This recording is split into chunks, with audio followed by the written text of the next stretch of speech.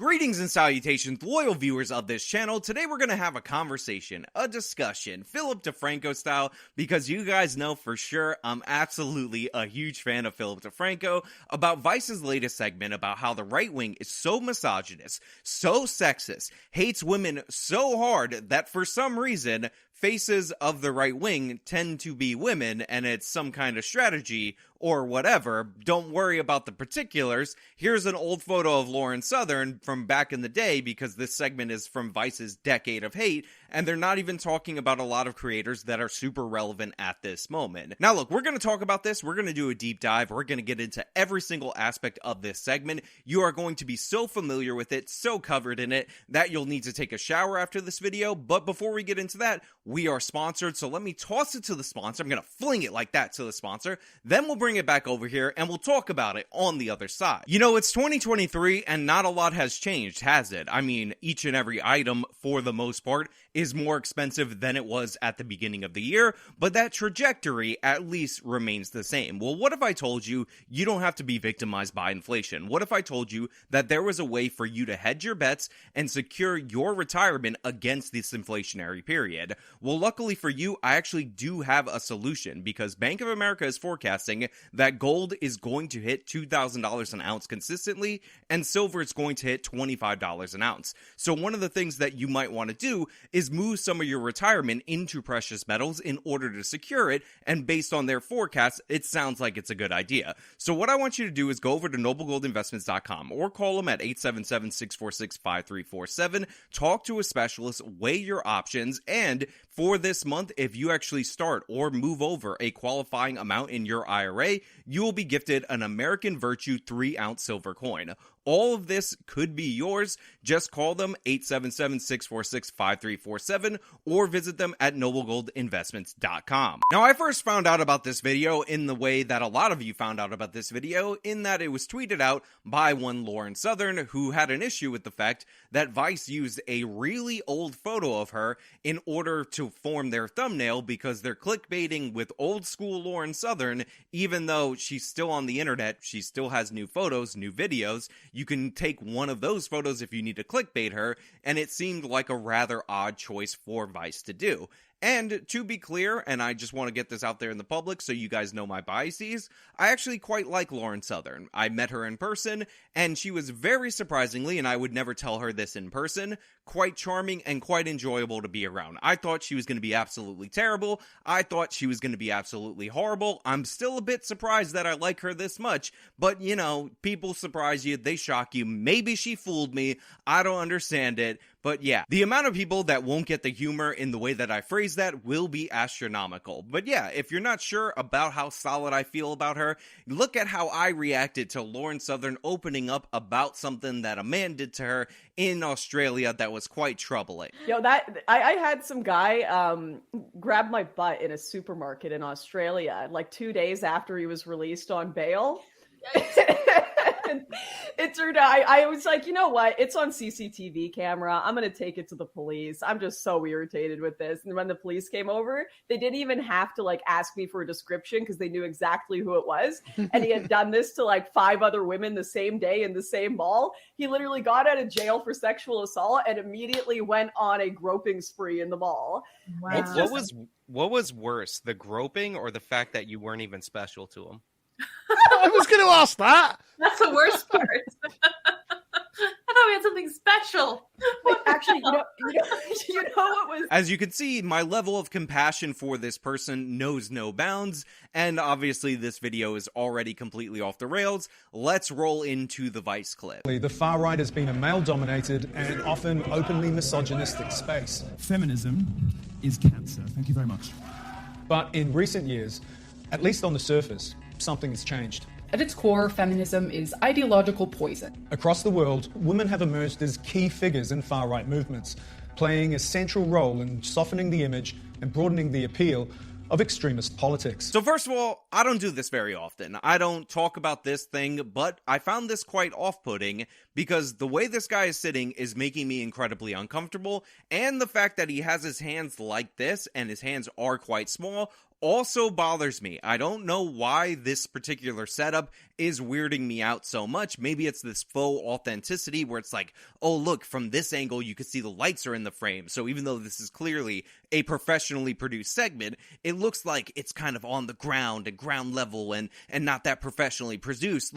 Look how cool and hip and modern we are with this weird guy that's sitting in a chair that maybe should be sitting near a desk, or maybe you should shoot him from a different angle so his hands aren't constantly doing this in the frame. It really bothers me. It very much upsets me. It makes me uncomfortable, and we haven't even gotten into the substance of the video so that I can explain why I'm so bothered by it. A new generation of female social media personalities are emerging as figureheads of far-right movements. If you get permanently banned on Twitter like I was, do not start a new Twitter account. You'll just build up your platform again and get kicked off again. Just move to Gab and Minds. So I understand that this is a part of Vice's 10 Years of Hate series, which is ridiculous and absurd, and likely we're going to have to go into some of the other episodes so that we can make fun of it, but the way that this is presented is like it's a new thing, and you could see the blending of older creators, people who have been around for a little while, not talking about their age specifically, with the modern politicians in order to combine this to make a narrative, and it's just a strange situation. Again, you don't have to flip Lauren Southern's catalog to the reverse in order to find clips of her. I believe she uploaded a video like 2 days ago. You can go get the clips from those videos. I don't understand why you need this, but apparently it's just so that you can clickbait. Also, Blonde in the Belly of the Beast, she has been around for a while. I've talked to her a couple of times on this channel. It seems like she does less stuff now than she did before because she has a family and all that, but she has been doing a show with Matt Christensen, who, by the way, and I know I'm not the first one to notice this by looking at his thumbnails, clearly wears a shirt when he's shooting his videos made of green screen and then just chroma keys different patterns of plaid, because look at every one of his expressions in his thumbnail. They're exactly the same. There is no way that you could take 10,000 photos that identical. I don't believe you, Matt. Show us your green screen shirt. A new generation of female social media personalities are emerging as figureheads of far-right movements. If you get permanently banned on Twitter like I was, do not start a new Twitter account. You'll just build up your platform again and get kicked off again. Just move to Gab and Minds. In Italy, the far-right politician Giorgia Meloni has just made history. Tonight, Italy is preparing for its first ever female prime minister. In France, Marine Le Pen, head of the far-right National Rally, has established herself as the leading rival to President Emmanuel Macron. Le Pen is known for her far-right stances like restricting immigration and banning Muslim women from wearing headscarves in public. Have women actually become a secret weapon for the far right? So again, the way that this segment is made is so weird, so odd, and I don't quite understand the choices that are being made. We see Lauren Southern making faces in front of the camera. They look like cute faces. Congratulations, Lauren. When you were a baby, Lauren, you were quite cute with your goofy duck faces. Whatever video this is from, I have no idea because they didn't actually have you saying anything. Then we go to Blonde in the Belly of the Beast. Then we go to Italy's new prime minister. Then Maria Le Pen. Then Marjorie Taylor Greene, and then this guy says, hey, I think women might actually be a secret weapon for the right wing. All of these public people who have been public for a long time might actually be a secret weapon for the right wing. What the hell am I saying? Let me just sit like this so you could see my hands throughout the course of the segment and make Sean really, really uncomfortable. Women on the far right have emerged as major social media presences, becoming leading influencers of the radical right. Okay, so women on the far right are growing like crazy. They're becoming major leading influencers, and they're the secret weapon of the far right, according to Tim Hume over at Vice, sitting in a large room trying to feign authenticity for this series. I blame feminism for the reaction to what's going on and for the perpetuation of what's going on and why this migration, this mass migration into Europe has gotten so bad. So I don't have a lot of context for some of these creators. I don't know where they're from. I don't know how large they are other than the ones that I actually know. But it looks like that Vice basically just went for, if you are blonde or if you were blonde at some point in the past, Lauren, I'm talking to you, and you're somewhat on the right wing, we're going to throw a net out there, include you all in the same box, and consider that to be something like a pattern because we've artificially created this pattern. There's way more conservative women than just the blondes that they feature in this, but for some reason, this is a thing that they're putting forward, and they need to go all the way back to old clips and old videos and people who don't post anymore because reasons. If this, traditionally attractive woman with blonde hair and, a red lip, it somehow it's supposed to seem less odious when they talk about, white superiority. So there you have this woman say it, that they specifically did this so that they could find mostly blonde, attractive women.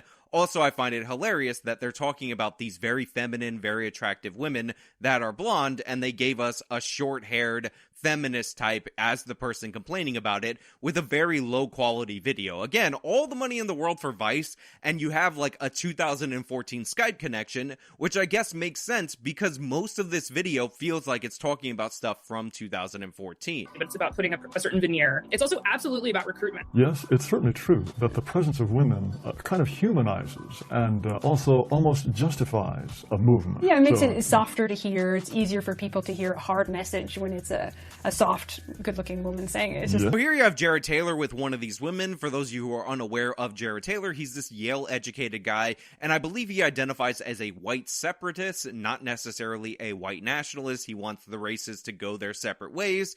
Obviously, you know where my disagreements would be with somebody like that.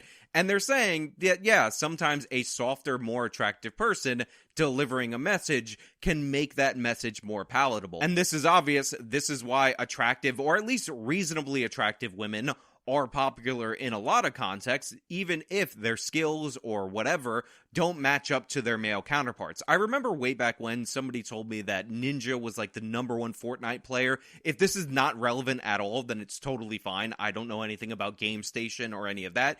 And he was the #1 streamer on Twitch, and the #1 female streamer on Twitch, I believe, was Pokimane at the time, but she was something like the 6,900 millionth best player at Fortnite, or whatever. But Pokimane has built up an audience that finds her attractive, so even though she clearly does have some skills as a streamer that separate her from the other female streamers, obviously that plays a role in her success. We all understand this. This is why they use women for all kinds of advertising, and these women having these beliefs and stepping into the forefront is not a conspiracy. We quite literally see them publicly. We see their faces. We know that they're women, and we're not surprised that they're there. I was never like, oh my god, Lauren Southern? A lady? I'm so confused by this. Showing the ways in which, there's actually more familiarity, more similarity, between, what the far right believes and what mainstream conservatives believe, I think is really crucial.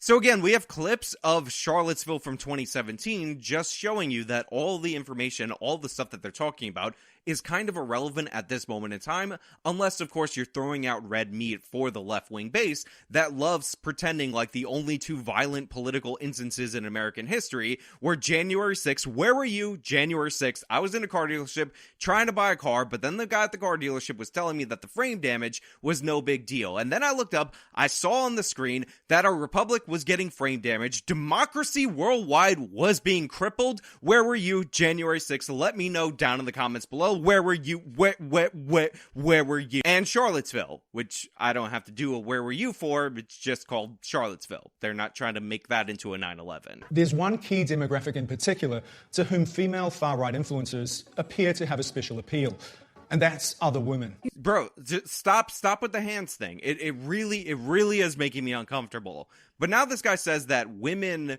have an appeal to women, which I guess is a representation argument. So these people are in favor of representation for everything, except for in the conservative movement. This is one of the things that, by the way, if you're on the right, you've noticed a lot. The left hates nothing more than a black conservative. They hate nothing more than a gay conservative. They hate nothing more than a female conservative, trans conservative. They direct so much ire at these people that they end up getting elevated immediately when they step into the forefront, because the left does not like the fact that you are representing the opposing viewpoint, because to them, diversity is all about having mascots for their team. They don't want you to actually have a diverse opinion. They sort of position themselves, or they have this posture of, as a woman, I can speak to what feminism really is. Women who feel threatened by it, women who don't see a place for themselves. They think that feminism has made the world a worse place. They think that it is ultimately an anti-woman project. They also describe partnership and motherhood as political action, because when your whole project is about guaranteeing the future of whiteness, fulfilling all of that is a matter of politics. So I've often said on this channel, and I've said it privately to people that I've talked to within the space, that one of my least favorite slogans, if not my least favorite slogan in all of American politics, is the slogan that the personal is political. And the reason why I can't stand this is that essentially it gives left-wingers, who are the people who came up with this slogan, license to treat you as somehow subhuman or somehow morally inferior if you go against their new religion, which of course is leftism. But the thing is, the slogan, the personal is political, is a feminist slogan. It is an intersectional feminist slogan. It's this idea that everything a woman does with her body is a political thing, and it has been expanded to other aspects of politics. This woman, who's your expert on feminism, I mean, she's drinking wine alone with her 2014 Skype connection, likely knows this. So when she talks about how the right wing is doing this, or members of the right wing are treating starting a family and all this as a political statement, she already believes that's a political statement. She's just mad that they're saying that that's a good thing. So she already has in her mindset, if she's a feminist, this thing at odds with one another, that everything that women do with their bodies is political and all that. Supposedly she's in favor of women choosing her own path, but when they start adopting some of the feminist framework and just take the other side of the issue, that's somehow a crime and worthy of a Vice segment. It makes no sense at all. It's completely absurd. And when you actually understand the philosophy that they operate under, you realize how ridiculous this segment actually is. Figures like the Canadian alt-right star, Lauren Southern, operate as independent, empowered entrepreneurs and consciously use the same social media strategies as other online influencers to build their following. Underestimated the amount of people that were going to be here. I said there was only going to be 1,000. There are thousands. Hey! I have to point out, and I'm sure I'm not the first person to have pointed out, the fact that there's like sinister music underscoring each and every clip that they're showing. And by the way, they finally got onto Lauren Southern. And if you ignore the fact that this guy is creepy with his hands like this, and there's sinister music in the background, and his sinister voice in what he's saying, you'll realize that all he said was, people like Lauren Southern cover topics that men cover in the political space. Because he was like, alt-right Canadian, you might have got lost in all of that. Influencers that are independent entrepreneurs operate much like male people covering this. It's almost as if Lauren Southern is covering politics. Figures like the Canadian alt-right star, Lauren Southern, operate as independent, empowered entrepreneurs and consciously use the same social media strategies as other online influencers. Also, and if I could just point this out, Lauren actually does not operate like the other influencers. There's a bunch of worse versions of Lauren Southern that came after Lauren Southern, blonde people who never got over the street interviews, some of them who are too dumb to realize that they're losing the exchange and still uploading it on the internet, not naming any names or anything like that, when Lauren Southern actually moved on to producing her own documentaries. In fact, I have gotten interested in maybe producing a documentary, and you know who I reached out to?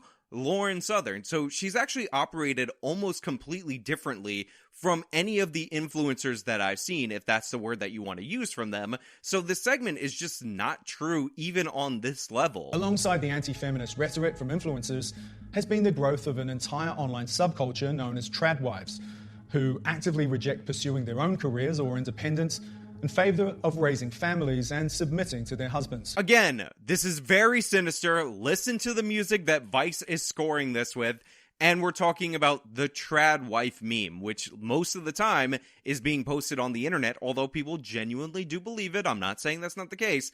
In a joking kind of way, usually to mock the left. It's usually a rejection of extreme left-wing values, specifically around relationships, which, by the way, have created a lot of problems that Vice doesn't want to address in relationships. And this is why these people talk about it, because they talk about culture and politics. It's not just politics. Don't listen to this narrative of feminism that is killing white Western society. Don't buy into it. The trad movement is this movement to celebrate women who are in traditional roles. You are creating content that celebrates, that, highlights how good the trad life is. It's making traditional gender roles seem appealing, seem cool, seem a part of the future. Again, what's the issue with that? What is the problem with people advocating for this to be a tolerated role for women? Because everything in our culture says emphasize career, put that first. And by the way, I don't have anything against career women per se. I talked about how my fiance graduated high school early, finished college by the time she was 20, her bachelor's, ended up getting a master's in accounting, and is now in law school. If being a career-minded person was something that bothered me, I would have dated somebody else. But I'm not against people who want to live that lifestyle, who want to have the ability to live that lifestyle, and who are trying to combat all the negativity about women who live that lifestyle. Remember, there was a story out of Australia about some woman who got up early in the morning to make her husband and her children breakfast, and she put on makeup because she wanted to look nice for him. And the national news media and the international news media attacked this woman because they were like, oh, your husband sucks, how dare you, you're not his slave. And even though she said, this is what makes me happy, this is what I choose to do, I feel most fulfilled as a wife, she became a joke according to the mainstream media across the world. I want to take you back to the 1950s, or at least that's what I thought when I read this Brisbane mum's Facebook post. Brooke Smith shared her routine online. Here's what she said. I always make sure I don't go to bed until everyone's lunches are packed, their clothes are set out for the next day, including my husband's, and the house is clean, dishwasher is on, and a load of washing is on. I always get up early, 4:30, with my husband to make his breakfast and coffee. Go, Brooke. Whatever. I tell you what, though, Chris, a lot of people online are saying, well done, are praising her. Who? Who are these people? Oh, has he hypnotised her or something? Who does this stuff? Making his breakfast and then putting his clothes out overnight? Is he disabled or something? Like, seriously. Like, get a grip, get off your bum and do stuff yourself. Now, that is something that these people are trying to combat against. And again, this segment has the sinister music and they have the old footage and they worked really hard on this. But again, what is the issue here? Are we ever going to get to that, or are we going to have more ominous music coinciding with rather innocuous points? But if you really spend time with it, and you look at some of these, Instagram accounts or TikToks, what you'll realize is it's as much about what it's against as what it's for. This quite literally might be one of the stupidest segments I've ever watched. If you really look closely, this thing that advocates for traditional life, traditional values, the traditional housewife, is actually more about what it's against than when it's for. Well, obviously, if you're advocating for a traditional role for women, as opposed to what the media is advocating for, you are by your very nature being about not only what you're for, but what you're against, the alternative. This is the stupidest point ever. This is like saying that Christians or Muslims or Jews, like religious people, when they're talking about their religion and you having to follow their religion in order to get into heaven, are much about what they're against as what they're for. Like, they're not only just for Christianity, but they're also against not being Christian. They actually promote you saving other people's souls. How dare they? These people are monsters. Thank you for not being ashamed to be traditional, to be Christian, to be conservative, and to be white. I'm feminine, not feminist, right? And so seeding these ideas that, you want to be like me, look how great my life is, children love me, men love me, like, look how celebrated I am in comparison to, right? You'll start to see the ways in which being trad is also about being anti something, not just pro-tradition, but anti-progress. No role could be more important in the far right than being someone who is willing to uphold a society of traditional gender roles and to have children and raise children within that society. You brought in an expert to say nothing. You brought in an expert to talk about how being in favor of traditional values means that you're against progressive values, which by their very nature go against traditional values. What is the point of this woman coming on here? What is the point of this portion of the segment? Now, granted, I'm happy she's here. I would way rather look at her bad Skype connection and poor production value than look at the dude with the weird hands that always has his hands in frame. Please, for the love of God, put your hands on your legs and get them out of frame. In Europe, two examples stand out of female politicians leading far-right parties to mainstream acceptance. Now, they end up talking about Marie Le Pen, and they talk about the new Prime Minister of Italy, and one of the things that they go over is the fact that sometimes they'll use the rhetoric of protecting women, which sound like feminist arguments, to talk about the attitudes of the mass migrants that come into their country against women. In France, Marine Le Pen took over her father's far-right anti-immigration party in 2011 and immediately set about trying to soften its hardline image, taking it from the margins to become a major opposition party. Now, they bring up the Cologne incident specifically and other instances like that, and the thing is that what they don't talk about is that the response from the German government to the mass assault that occurred against women on New Year's Eve in Cologne was to put out stuff telling women to stay away from certain men, to dress a certain way.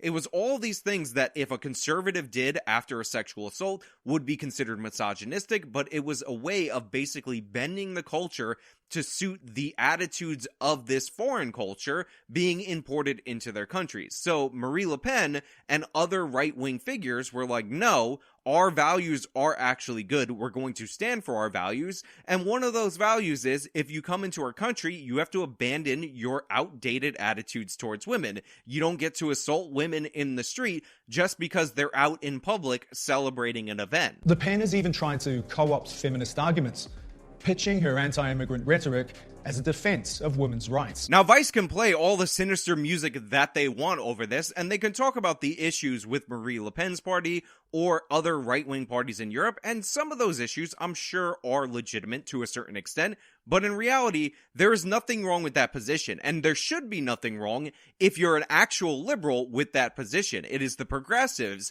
these cultural relativists, these cultural Marxists, who think that we should tolerate the bad behavior of some populations and not the bad behavior of other populations, and have all these varying standards, because how dare we criticize their culture? It's not like our culture is better than theirs, even though they're flocking to our country, because clearly and obviously the countries that are built are better than the ones that they came from. But, you know, whatever. That apparently needs to be underscored with sinister music and the hands guy going like this. You can't say that. You gotta just tolerate the assaults because, you know, they're being enriched by it, I guess. Whatever, right? Giorgia Meloni leading the far-right Brothers of Italy, which has roots in Italian fascism, to become the largest party in parliament.